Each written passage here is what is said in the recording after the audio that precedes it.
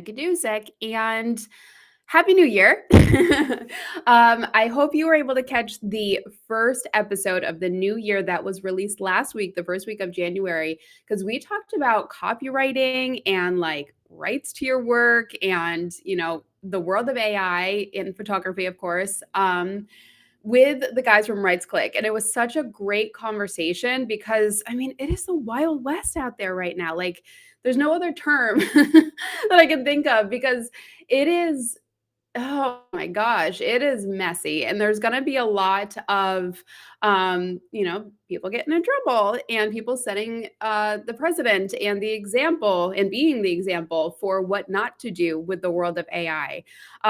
It's an interesting and pivotal time in our industry right now, honestly, in our world and in our evolution as as humans on this planet. Like, it's pretty incredible to see how quickly AI technology is advancing, and also like what is coming. Because yikes.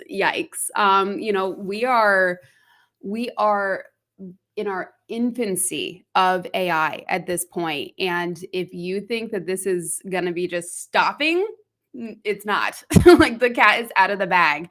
And the only way that there's going to be regulations is if they are tested and tried in courts and made examples of people. And I would hate to see any of my designer friends or even outside of that, anybody that I know get caught up in any of that stuff, because I don't think that's anybody's intention, right? Like, hopefully you're not going out and using AI maliciously, but right now there's a lot that you just might not even know that you're doing. I might not even know that I'm doing that. I hope I'm doing it on the up and up. That's honestly like always what I'm looking for, is to be like, ethically, is this right? Does this feel good? Like, do I walk away after I just prompted with somebody else's image, which I don't do, by the way, as inspiration, and then like the image came out just like it, and now I basically look like I just ripped off that person's work? Like, there's little things out there where it's like, ew, that could go sideways really fast. So with that being said, there's a lot to you know just this whole part of like using AI as a professional and as a private citizen, that you kind of have to just be like, make your own set of guidelines and your own set of ethics and rules for yourself that you just won't cross, because it's going to get hairy. Just because it does exist in some of these programs to be able to do some of these things, it's like, should I though? Should I be doing that? Is that the right step for the use of this? Let's talk about just AI in general for a minute, and like the incredible advances that we're going to be seeing, this year, in the next 2 years. Like, I don't want to project too far out because it could happen so quickly, but the advances in just science and being able to, like, in health, and to being able to like find things and cure things and just live hopefully better, healthier lifestyles because of the tools that AI and the knowledge, I guess, that AI can bring to the table, and like help us to see things that we just haven't been able to see yet. So with that being said, like, not just in health, like there's going to be so many amazing advances when it comes to AI, but there's also going to be people that misuse it. There always are. There's always those tools that are like, all right, well, I'm just going to go and screw up everybody's industry and like make sure that nobody has jobs here because I created an AI that can do it. Like, don't just don't do that. Like, I know it's easier said than done, and these tech bros right now could give a F, because, money, and there's no rules for them. So look at Marky Z right now, out on his whatever he's doing with Facebook. And like, I'm just saying, like, if things in technology gets into the wrong hands and things are done, they cannot be undone. So we're obviously, hopefully, if you're listening to this podcast, like, you're a designer or a creative or a business owner or, something in that space. You're probably not a web developer unless if like you're like, hey, Jenna, I got this really cool AI tool I want you to check out. And that's why you're listening to my podcast. But aside from that, I think a lot of us are business owners, and ideally, we just want to do the right thing, right? Like, we just want to be able to work smarter and more efficiently and stop chasing our tail and running around in circles with some of these jobs that we're doing, to be able to advance and like stay relevant and be seen online in this just like pit of content that exists. I mean, if you ever wanted to learn something in your entire life, there is no better time than right now. We are in the boom of information. You can literally have an answer to anything that you want to know in a matter of seconds. Like, what is that? What is that? Like, I was born in the 80s. I grew up in the 90s. I used encyclopedias to source my reports. And like I had to go and find clip notes and read and do things that like a person would do to find these things. If you wanted the information, you had to go friggin' find it. Like, it was not as easy as, oh, I'm going to pick up my phone or I'm going to ask Alexa, who, by the way, I posted a reel yesterday because Alexa is becoming really dumb. Has anybody else noticed this? Like, if you chat with ChatGPT all day and then you get off and you go ask Alexa a question, either she's going to blatantly ignore you because she's rude, or oh my gosh, she's listening right now. I forgot to turn her off. She's in here. So we'll get her take in a second, I'm sure. But she like, the other day it was not snowing at our house in South Carolina, though she kept telling me for 2 hours on like a loop. I was like, Alexa, is it snowing? She's like, yes, it's snowing outside. And it never snowed the entire day in our area. So the lies, the miscommunication, and just the overall like she's not as smart as ChatGPT that I've now come to expect as like my norm, right? Like I actually don't even really use Google anymore because I have ChatGPT as my browser extension, which is so awesome. And I use Perplexity for searching and non-biased information because let's be honest, how long until OpenAI sells out and they start promoting certain things like Google did with AdWords? I mean, we're already seeing this topic discussed right now.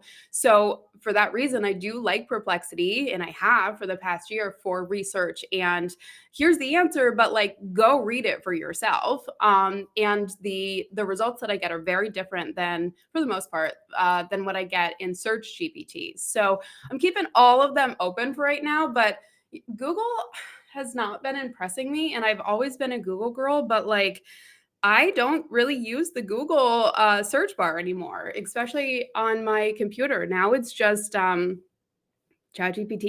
or Perplexity or AI enabled searches. And I know that Google has AI enabled, but like it's stupid. I'm sorry, but it's not good yet. Okay, I get that. Like, again, we are in our infancy, but like I don't want your curated reply as a summary from all the things that people paid to have a place in the search results to be there. Like, I want the actual information. So now, not to get political or anything like that, but now that Mark in Facebook is removing the fact checking and all of that stuff, which okay, like I guess I kind of get like who is, actually fact checking this, what is real, like all that stuff. But like now we all have to do our own research. And if our research means, oh, go Google it, Google is a pay to play and the summaries are crap. So like if you're going to go research it, you're probably going to go use a legitimate AI search tool like Perplexity, like I said.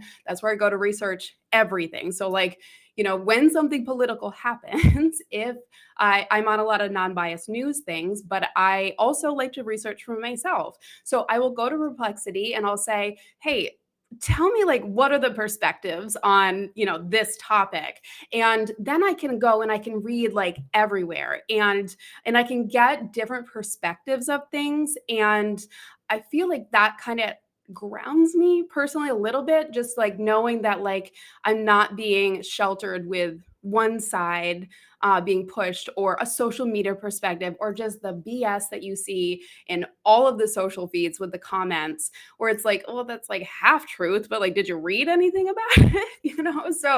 So finding and exploring for truth is harder when your search engines are also biased. So like finding the ethics and your your ground line, not ground lines, but like your bottom line of like, what am I looking for when it comes to these tools, and what am I okay with accepting, as far as like paid promotions and people that pay to show me their stuff? Or do I really want to dig in and see like these small articles from people, especially in maybe interior design, where like, and I'm not speaking politically, but like in interior design, you're going to get on a lot of these search engines that are pay to play, you're going to get big brands pushing their stuff on the first few pages. So designers, if they also post about that topic, are just pushed way, way down to the bottom of the search results. So if you want to be seen, this could also give you a great way to be seen and not have to like fight against people that are pumping so much money into these ads, right?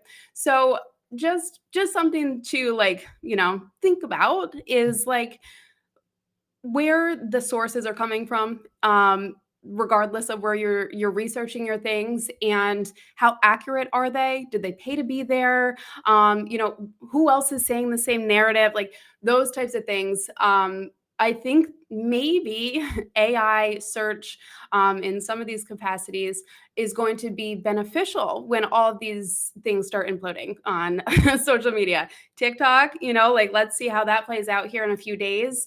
And maybe by the time, no, it won't be out by the time I release this episode, but not looking good for US TikTok. But we will see what the social landscape is going to be when all these TikTok refugees, which is like the grossest words that I can imagine, but like TikTok refugees start to come back to Instagram and to our other socials, and Red Note, which is interesting that they would just go to another Chinese company for that, but okay, can't stop them all, I guess. So it'll just be interesting to see how this all plays out. I'm only bringing that up because now that I like people are starting to jump ship and like recreate themselves on Instagram, and they're panicking, and they're going to other platforms. I'm like, ooh, this sucks. Like Instagram already was like, okay, I like being there over Facebook. And it's fun, and it's light, and people are generally nice for the most part. Or you can block them and whatever, and it's easier. But like now TikTok people are coming on, and my feed all of a sudden is just trash. It's so bad.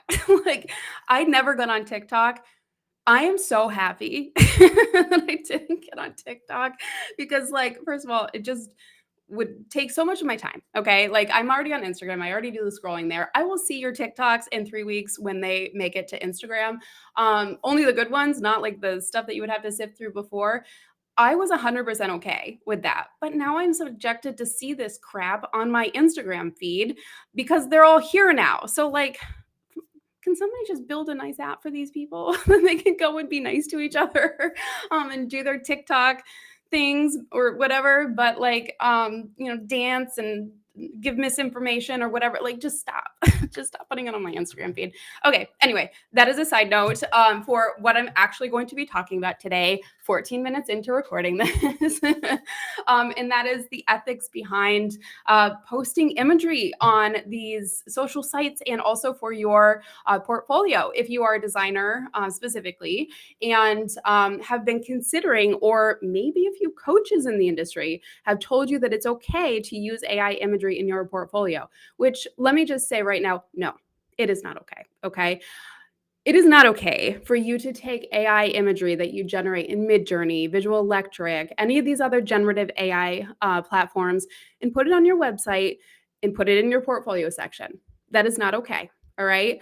The amount of people that I meet with, which I love to do. I meet one-on-one. I teach AI. I also teach, just in general business structure and advisory, because I've been in the virtual space now since 2015. Wow, it's been 10 years. Oh my gosh. So I left my job in the corporate industry to launch at the end of 2015 my virtual design company. So I do a lot of one-on-ones for businesses, for designers, for like just anybody and everybody.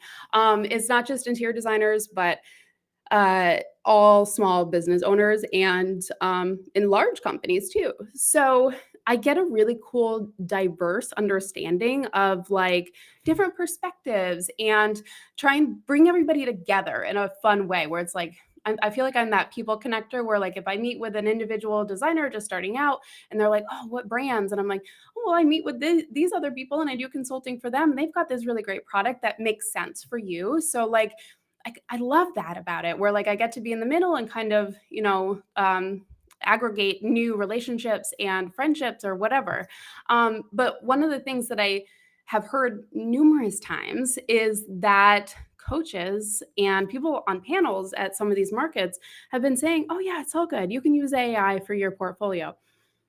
Like, I just, it's mind boggling to me that that is even a thought in your mind that that would be okay.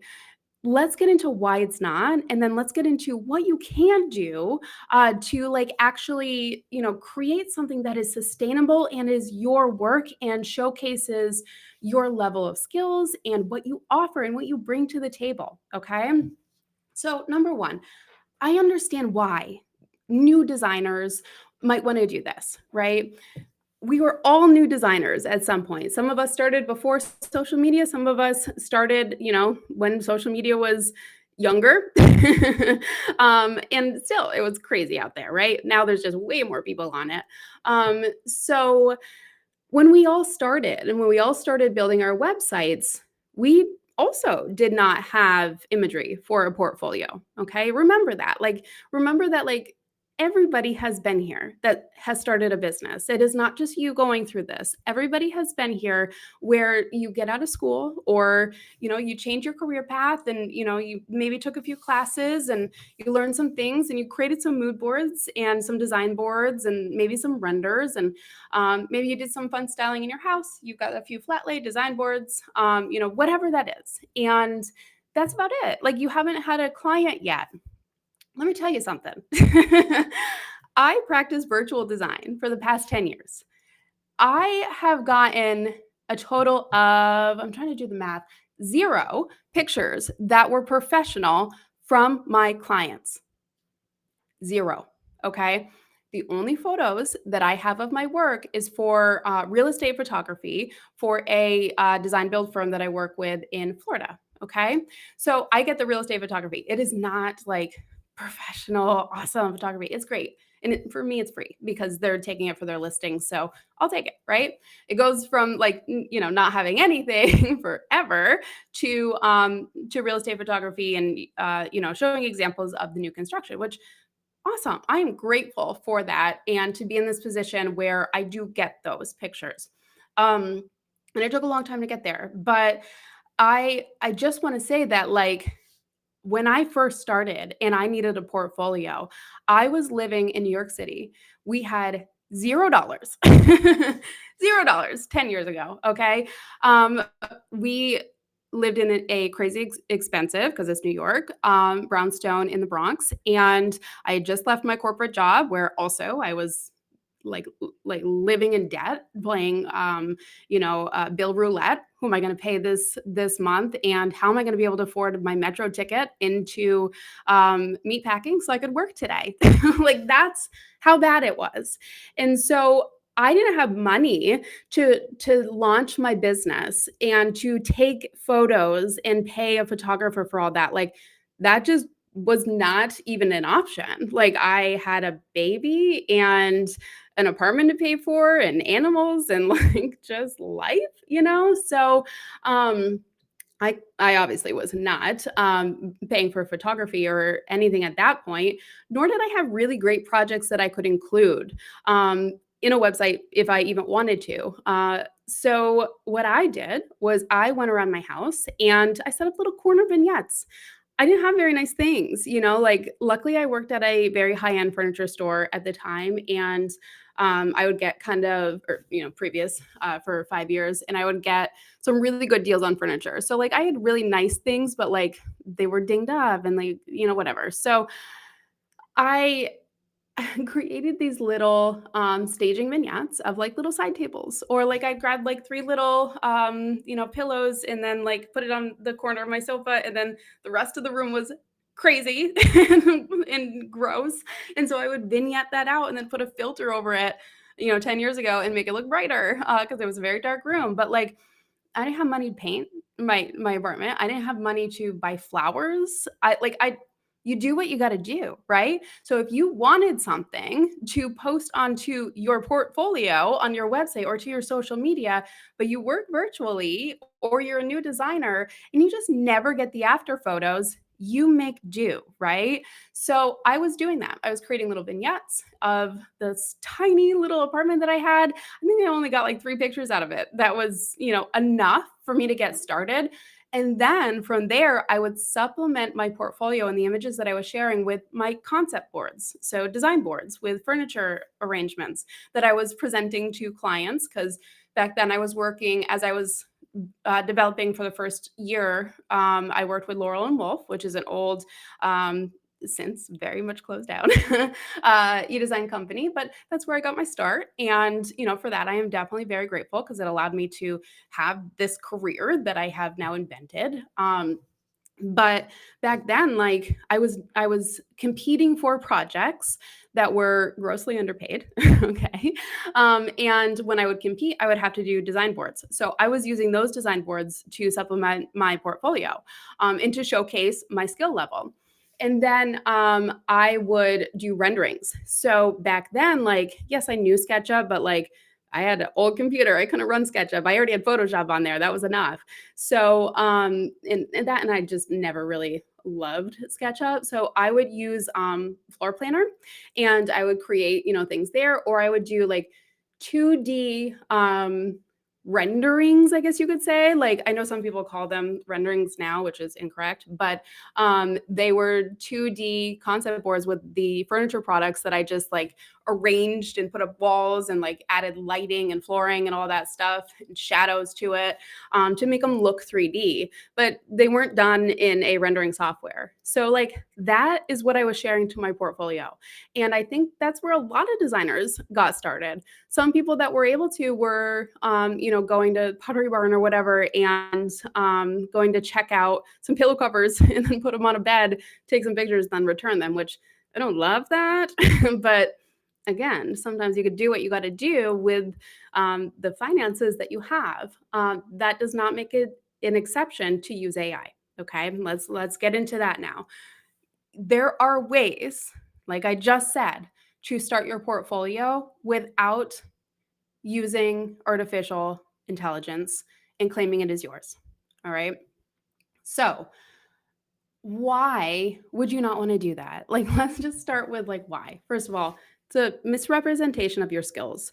These images that come out of these programs are gorgeous, right? Like they look like they should be in a magazine. The lighting is perfect, the shadows are perfect. There's gonna be weird things. We'll talk about that in a second, but generally, you gotta look really hard to see those at this point in time. So, when you use an image that came out like that, most actual photographers and like finished work for professional designers, they don't even look that good sometimes, like because that's real life and the other one is not. So for you to be a new designer and already up leveling with the imagery that you're sharing on your website as your work as a portfolio over somebody that's been in the industry and has like actual photos of their space professionally shot, like there's something weird, right? Like that's a first indicator that like, huh, I don't know if that's their work there. Okay, let's dive in a little bit more. Look at it closer. and you'll start to see extra handles. You'll start to see the faucet still being weird. There's giveaways, okay? And if you didn't see it by that, reverse image search it and look at the meta description. Like there's different ways for you to be able to be like, either was this a stock photo, which is also a no-no on your website, to put stock photos in there that look like they could potentially be your work. The amount of times I get this message saying, hey, I'm having my website built. They're just going to put some stock photos in there for right now, and then I'll change them out. In my portfolio section, is that all right? And I'm like, no. Like, no, you still need something of yours in there. Like stock photos it's the same difference. Honestly, I think stock photos might almost be worse because we can find the original source faster because thousands of people have already used that photo. So just don't do it. Like, take pictures of your house with your phone. Go see Linda Holt and learn iPhone and cell phone photography. Like, you can do this. I promise you can do this. Set up little vignettes. Like, if you don't have a backdrop for when you're shooting videos in content, if you're just getting started, and maybe you are pretty tech savvy, maybe you're doing all of this stuff and you know social media and you've got a cool setup behind you, that doesn't take much to do. So if you can just have this behind you and talk, like, awesome, that's enough. And sorry, I podcast, I'm also shooting a video, but I've got like a fun little painted background that also actually yeah, that also acts as like a branding type thing where it's like you see that background, you kind of know it's mine now, right? Because you haven't seen it anywhere else. So there's ways that like we can find out. And I am somebody that like gets a lot of messages saying, hey, is this a real picture? Is this a render? Or is this incredibly awesome photography? I will find out. I will find out. And I will give these designers asking that because obviously there's a reason. Like, they don't just come to me like, hey, Jenna, like, here's another one. What do you think? They have been bothered by these images being misrepresented, and it is discrediting the industry. And so that's why they reach out to me. So that is a huge component of this. Like, you might think it might just be for you in that, like, okay, cool, I need to supplement my portfolio, so I'm gonna do this, and I'm gonna share this, and I'm not gonna say that it's AI. We know. The industry has gotten so much kinder than when I first entered, and there's like, no gatekeeping, and there's a lot more camaraderie, but still, we don't wanna see this because and we will do something about it. As a community, we will take care of this because, it's not right. It's not right, and it is misrepresentation of your work, of the design community as a whole, like, that's damaging for everybody when you are claiming this, because then it makes them think, oh, well, did this designer actually create this? Like, it makes them second guess everything about us. And most of us shouldn't have a second guess because we're on the up and up and we're sharing our work or our designs or something like that. So it's just disrespectful to the industry and it's just not acceptable. And we won't accept it. Okay. So if you have these pictures up now, take them down because we will find you. I'm just kidding. We're not gonna we're not gonna go out of our way to find you, but if they come up, we're gonna handle it. Okay. All right. So let's talk about, like, if you are going to use AI, because you can. Like, that's the point, right? It is ideation, it is conceptualization for ideas as a design professional that you want to bring to life for your client's house. That is why we use it. We don't use it to like supplement stuff unless if we're talking intelligently as a design professional about design elements and why. There has to be a why and an educational factor behind this type of post. Okay. So if you were to like highlight a certain role in, like in your post where you're like, I used this AI generated image, you have to say that it was. Okay. Like, you just can't not say it because Instagram or whatever will maybe tag it for you. There's literally a toggle on that says this is an AI generated image. Just hit that, okay? It'll just clarify things for people. And if you don't, sometimes they will just do it for you. So of course, you want to make sure that like you're not saying, "Hey, this is my work," and then whoops, AI just tags or Meta or whatever just tags it, and they're like, "No, this is actually AI." And then kind of they call you out on their own.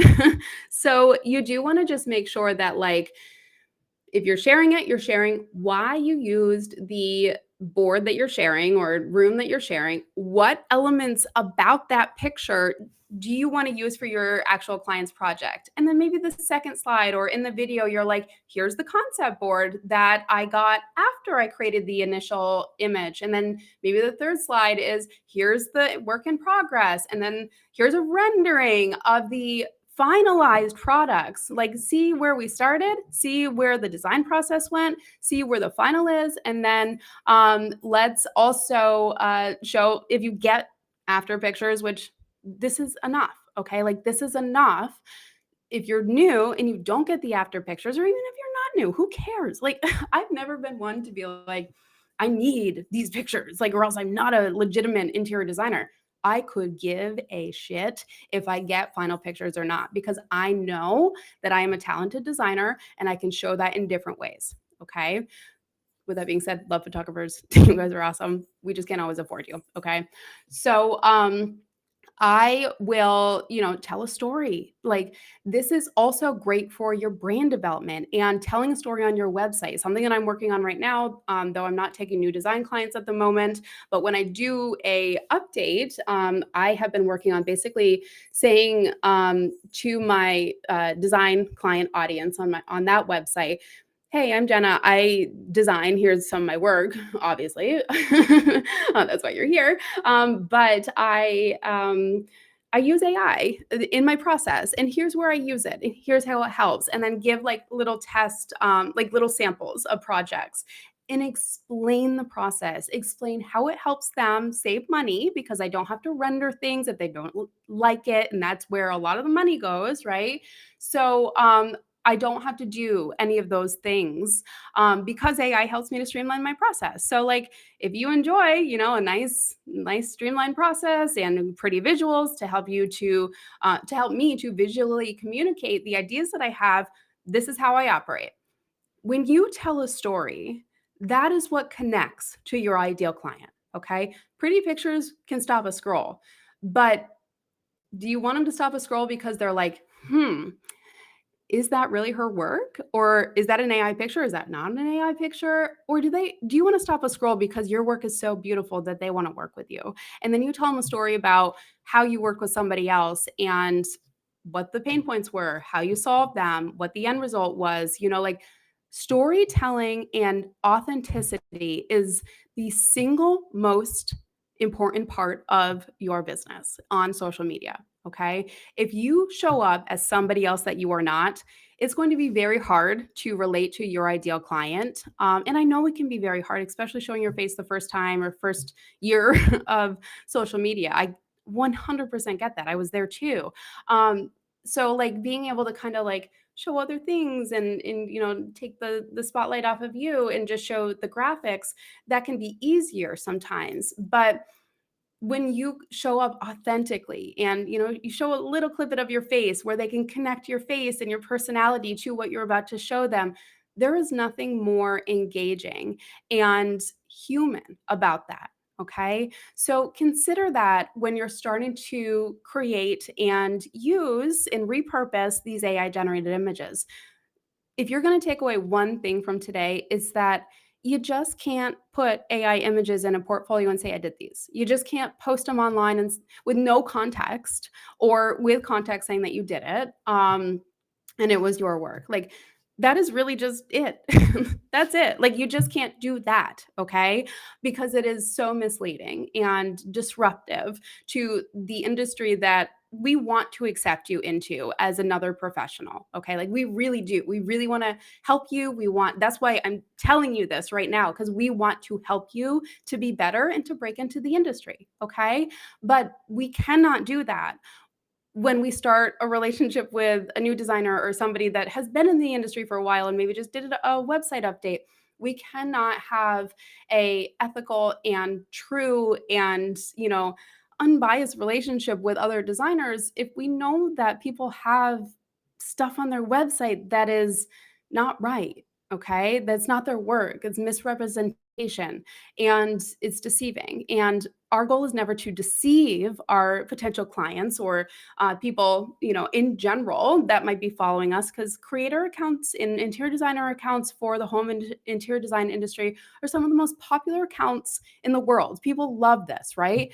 But if they are built on, fakeness, it can only go one way from there, and it's not up. So if, just because you might be attracting people and you might be able to show all these images and build your following, if they hire you and the stuff doesn't add up with what you've been posting online, there's going to be some backlash. And I would hate to have that happen to you. Okay. So let's prevent it. Let's just clear the air and just say, oh, it's AI. Here's how I used it. That's it. That is literally it. Okay. If you ever use it on your website in a different location, okay. So not in like, here's my portfolio, here's the pictures. If you're using it to supplement blog posts and you're talking about that, just disclose at the bottom of the picture and say, AI generated mood board that I created, or, some kind of term like that, where it's like, yeah, it's AI. Like, I'm not trying to hide that from you, but I did create this. So, it was my prompt. And that's it. Like, just say it. Just say it. We're not here to be sneaky. We're not here to try and pull something over on somebody and to like make us look better than we are. We are what we are. We will always improve if we continue to work on our trade and our crafts. So if you use these images, go and create a design board, or maybe create that concept board first with a few products on it. And then run it through some of these AI things. I got some awesome tips for that, by the way, in the daily program. So if you haven't checked that out, daily AI for interior designers and small business owners. So fun tips, like literally Monday through Friday. So go check that out on AI for Interior Designers website. But there's ways for you to take that concept board that you made and then say, okay, here is a conceptual render using AI, not the exact products because it won't do that, but so close that you can be like, all right, well, here's ideally what it could look like with these things. And then you don't have to render it. It's content. It can show, kind of before and afters. Stable diffusion would be an excellent use case for creating blog posts, materials for social media, just like educational content, because those types of programs, it's not just one, it's Stable Diffusion is the main, and then people create apps off of that. So if you were to go and use one of those, you can be like, okay, well, here's the initial kitchen, or here's an empty kitchen, and here's what I would do to change the cabinets. Here's blue cabinets, here's green cabinets, here's white cabinets with wood, like show the different ideas, and then explain as a professional why you made those design choices and why they would work for the space. If you do not explain and educate, what's the point of posting? Okay? It's just like anybody can do it. Anybody can do it. So if you are a professional, elevate yourself. Be better than that. Okay? And that's all I'm going to leave you with today. God, sometimes these solos sessions podcasts get a little bit more intense, but I'm just so passionate about it because like I genuinely just want you to thrive. I really do, and that's why I teach and have taught since 2018 in this industry, because I want you guys to know the things that I know, and I want to see all the cool stuff you make with that. And that is it. That is literally my only intention. Just do this right. Pave the way for future generations to use AI when we get out of this Wild West phase, and use it correctly and use it properly and put themselves in the best light. Because if you don't, it could be very detrimental to your career. Okay. You don't want to start out that way. You don't want to be in the middle of your career and share something that blows up in your face, online. So just think about it. Just think about it, okay? In the end, it's your choice. It's your decision, and that's the beauty of this world, for the most part, is that as of right now, you still have the right to choose. So hopefully, you make the right decision, and hopefully, it helps you to set yourself apart by making that correct choice, right? All right, guys, that's it for today. I will see you next week. I hope you have a wonderful day today. Bye.